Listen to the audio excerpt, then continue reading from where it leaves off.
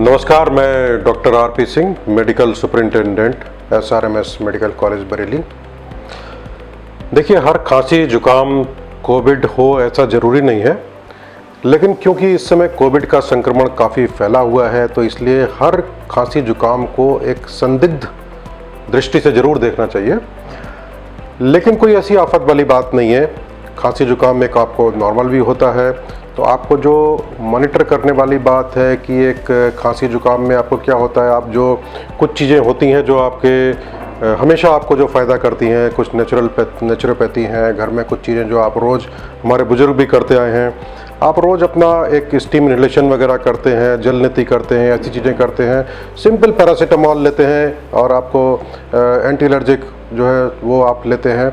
ये नॉर्मल चीज़ें ही हैं जो आप करते हैं, जो इनसे आपका ये ठीक हो जाता है। इसमें आपको कैसे है कि अगर आपको कोई आपका ऑक्सीजन सैचुरेशन कम हो रहा है आपका, या आपको कोई कंटिन्यूस फीवर आपको चल रहा है, आपको सांस लेने में दिक्कत हो रही है, तो कोविड होने की संभावना है। उस स्थिति में ज़रूर है कि आप कोविड का टेस्ट करा लें। यदि कोविड है तो आपको मालूम पड़ जाएगा, तो फिर कोविड का स्पेसिफिक तो नहीं कह सकते, लेकिन जो भी कोविड का अब तक जो भी इलाज गवर्नमेंट गाइडलाइंस के हिसाब से और प्रोटोकॉल के हिसाब से है, उस इलाज को लें बिना घबराए, क्योंकि दोनों में से कोई भी चीज़ हो सकती है। कोविड व्यक्ति, सबसे पहली चीज़ अपने दिमाग को शांत रखिए। कोविड कोई इतनी बड़ी आफत नहीं है। हर महामारी पर विजय पाई है लोगों ने, और मनुष्य हमेशा हर बीमारी से जीतता आया है। कोविड में आपको घर पर ही रह के आपका डोमिसिलियरी ट्रीटमेंट, यानी कि आपका होम आइसोलेशन ट्रीटमेंट आपका हो सकता है, और ज़्यादातर केसेस में यही संभव है। आप केवल ये करें कि अपना ऑक्सीजन सैचुरेशन और टेम्परेचर अपना आप अगर नापते रहते हैं, और किसी भी जानकार व्यक्ति, किसी डॉक्टर के अगर आप संपर्क में हैं, तो इन चीज़ों के माध्यम से ही, और आप कितनी आपकी ब्रेथ होल्डिंग में कोई आपको प्रॉब्लम तो नहीं हो रही है, कहीं आपको सांस लेने में कोई दिक्कत तो नहीं हो रही है, इसमें अगर आपको कोई समस्या नहीं है, आपको लगातार बुखार नहीं हो रहा है, आपका ऑक्सीजन सैचुरेशन अगर जो है 94% से अगर नीचे नहीं जा रहा है, तो आपको किसी भी हालत में हॉस्पिटलाइजेशन की ज़रूरत नहीं है। इनफैक्ट बल्कि मैं तो ये भी कहूँगा कि अगर माइल्ड इन्फेक्शन भी है और दवाइयों की ज़रूरत भी पड़ती है, तो घर पर ही रह के दवाइयों के साथ आपका ट्रीटमेंट किया जा सकता है। कोई भी हॉस्पिटलाइजेशन की रिक्वायरमेंट आपको नहीं है। अगर आपका ऑक्सीजन सैचुरेशन 94 से नीचे जा रहा है, उसमें भी मैं ये कहूँगा कि आजकल इतने सारे ऑक्सीजन सैचुरेशन के लिए पल्स ऑक्सीमीटर मार्केट में है कि कोई आपको 90% दिखा रहा है, कोई 91% दिखा रहा है। मैं ये ज़रूर सजेस्ट करूँगा कि कम से कम दोनों हाथों में सेम पल्स ऑक्सीमीटर को लगा के देख लीजिए, अलग अलग उंगलियों में लगा के देख लीजिए। हो सकता है कि वो आपको अलग अलग उंगली में अलग अलग आपको ऑक्सीजन सैचुरेशन दिखा रहा हो, तो कहीं ना कहीं हो सकता है वो ऑक्सीजन सैचुरेशन ही ठीक ना हो। तो नॉर्मली 94% के नीचे अगर जा रहा है, 94% के नीचे जा रहा है, तो थोड़ी चिंता की बात है। 92% चला गया, 90% अगर चला गया, तो 90% से भी अगर नीचे जा रहा है, तब तो डेफिनेटली आपको उस समय पे हॉस्पिटलाइजेशन आपको एडवाइजेबल होता है, क्योंकि हो सकता है कि आपका ऑक्सीजन स्तर गिर रहा हो, जिससे आपको थोड़ा सा बाद में खतरा बढ़ सके। लेकिन डॉक्टर के हमेशा संपर्क में रहिए।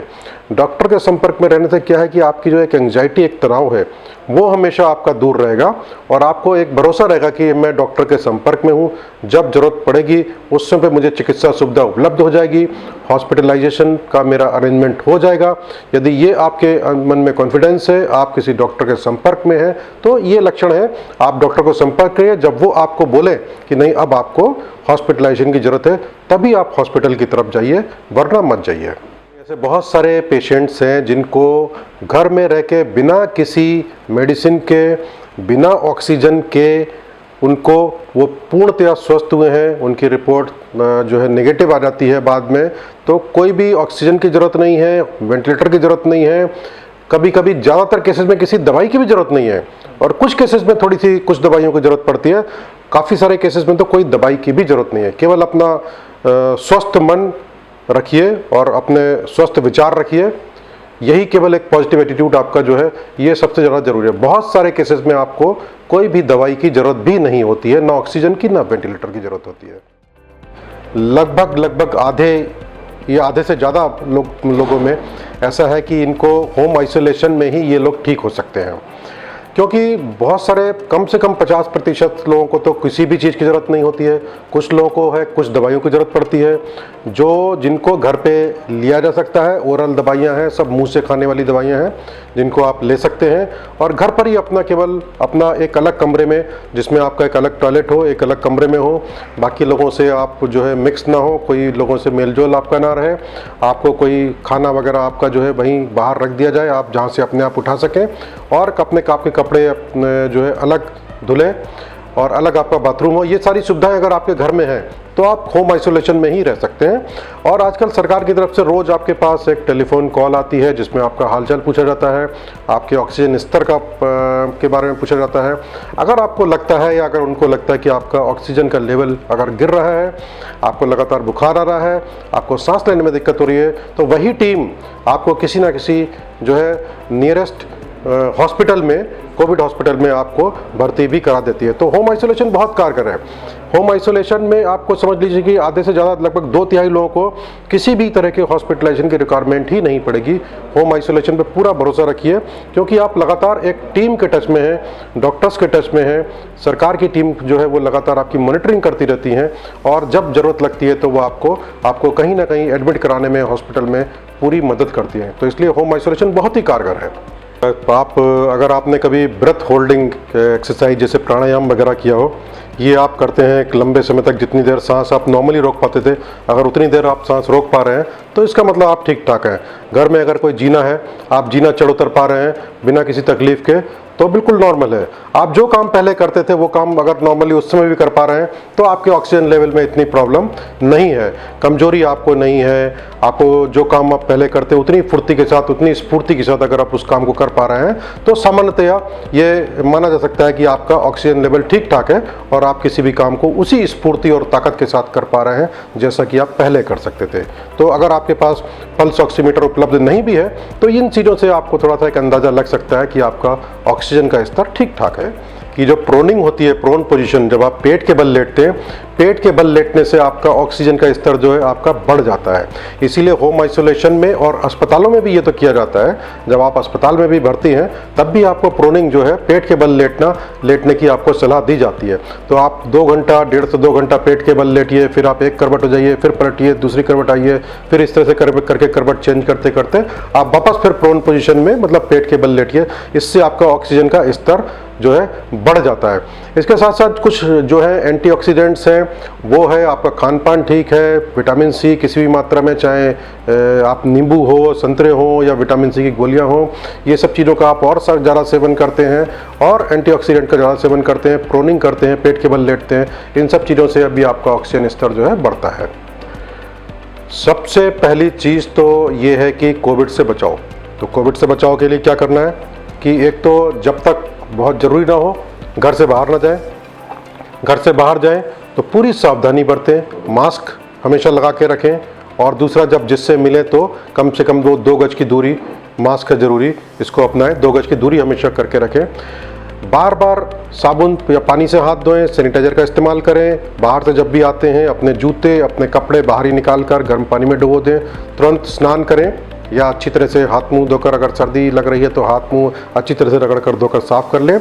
ये सारी सावधानियां बरतें। वैक्सीनेशन अगर किसी ने अभी तक भी नहीं कराया तो बहुत कारगर है। इस बार देखने में ये आया है कि वैक्सीनेशन जिन लोगों ने कराया उसमें कोविड का संक्रमण अगर हुआ भी तो उसकी तीव्रता काफ़ी कम रही, और मृत्यु दर भी उन लोगों में कम देखी जा रही है जिनका वैक्सीनेशन हो चुका है। तो वैक्सीनेशन जरूर कराएं, और साथ ही अपने घर परिवार और समाज के बाकी लोगों को, दोस्तों को इस बात के लिए प्रेरित करें कि अपना वैक्सीनेशन जरूर कराएं। ये हमारे ये नंबर आपको हमारी वेबसाइट पर प्राप्त हो सकते हैं।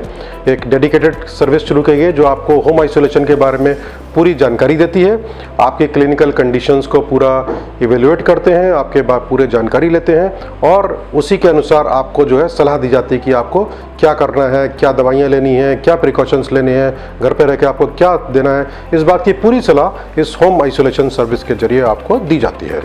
ये पूर्णतः निःशुल्क है। ये सुविधा इस समाज सेवा के लिए इसीलिए की गई है क्योंकि ये माना जाता है कि आप देखिए, कभी भी आपके देश में कभी इतने बेड अस्पताल में नहीं हो सकते जितने की देश की जनसंख्या है। तो ये प्रॉब्लम जो है ये मास की कम्युनिटी की एक प्रॉब्लम है, जिसको हम कम्युनिटी के लेवल पे ही हमको जो है सॉल्व करना चाहिए। इसके लिए बहुत ज़रूरी है कि इसका इलाज वहीं पे हो जहाँ पे हम लोग रहते हैं। तो इसके लिए यह है कि आप जो है होम आइसोलेशन सर्विस जो है वो आपको टेली कम्युनिकेशन के जरिए, मोबाइल फ़ोन्स के जरिए जो आपको होम आइसोलेशन सर्विस देते हैं, ये जो है ये की जाए। ये बहुत ही फ़ायदेमंद है और ये पूर्णतः निःशुल्क भी है हमारे यहाँ, और ज़्यादातर लोग इसको निःशुल्क ही दे रहे हैं। कई जगह और भी संस्थाएँ हैं जो इसको चला रही हैं और ये निःशुल्क सेवाएँ दे रही हैं। तो इसको मैं कहूँगा कि ज़रूर अच्छी चीज़ है और इसको ज़रूर अपनाना चाहिए। ज़्यादातर लोग जो है वो घर पर ही बिना किसी इलाज के, बिना हॉस्पिटलाइजेशन के अभी भी ठीक हो सकते हैं। किसी भी तरह का पैनिक क्रिएट करने की ज़रूरत नहीं है। जिस तरीके से लोग आजकल भाग रहे हैं कि ऑक्सीजन सिलेंडर हम घर में रख लें, बाज़ारों से जो दवाइयाँ जो इस्तेमाल होती हैं इसके इलाज में, वो दवाइयाँ गायब हो जा रही हैं, उन दवाइयों को लोग खरीद के घर रख ले रहे हैं। मैं अभी भी कहूँगा और सबसे ये विनती करूँगा कि ऐसा ना करें, इसकी ज़रूरत ही नहीं है। ज़्यादातर लोगों को ज़रूरत नहीं है, और अगर लोग ऐसा करेंगे कि ज़बरदस्ती इन चीज़ों को अपने घर में लेकर नहीं रखेंगे, तो वास्तव में जिन लोगों को वास्तव में ज़रूरत है उनके लिए ये सुविधा से, बहुत सहूलियत से उपलब्ध भी हो जाएगी। तो उनका भी भला होगा और आपका भी भला होगा, और आपको जब ज़रूरत पड़ेगी तब ये किसी ना किसी तरीके से ये दवा आपको ज़रूर मिलेगी, क्योंकि अब इसकी उपलब्धता सरकार ने बहुत बढ़ा दी है। हर जगह, हमारे अस्पताल में भी सब जगह सारी दवाइयाँ जो भी हैं सब उपलब्ध हैं और ज़रूरत पड़ने पर सभी को मिलेंगी।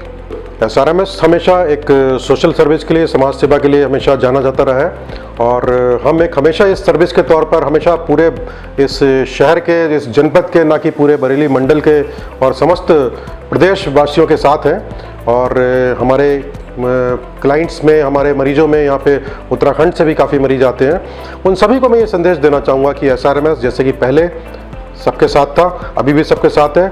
इस होम आइसोलेशन सर्विस के जरिए हम ये चाहेंगे कि हम घर में रह के ही मरीजों का इलाज कर पाएँ, जिससे उनको अस्पताल आने की ज़रूरत ही ना पड़े। और अगर कोई ज़रूरत पड़ती है तो ये SRMS के दरवाजे हमेशा खुले हुए हैं, और यहाँ पे हर तरह के मरीजों का पूर्णतः बहुत ही सुविधाजनक तरीके से और संतोषजनक तरीके से पूरा इलाज किया जाएगा। मैं ये कहूँगा कि हमेशा आधी बीमारी जो होती है वो दिमागी होती है, दिमाग के तौर पे होती है।